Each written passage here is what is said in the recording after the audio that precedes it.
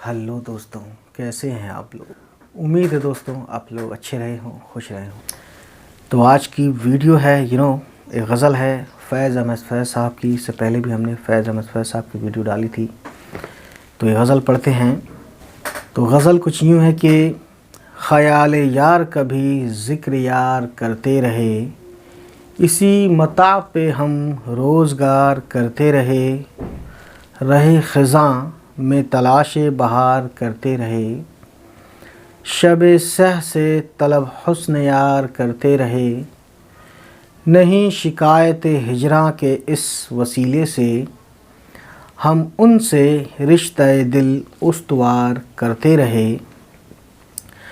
हम अपने राज पे नाज़ां थे, शर्मसार न थे, हर एक से सुख्न राजदार करते रहे। ज़ियाए बज़्म जहाँ बार बार मांद हुई, ज़ियाए बज़्म जहाँ बार बार मांद हुई, हदीसे शौले रुख़ां बार बार करते रहे।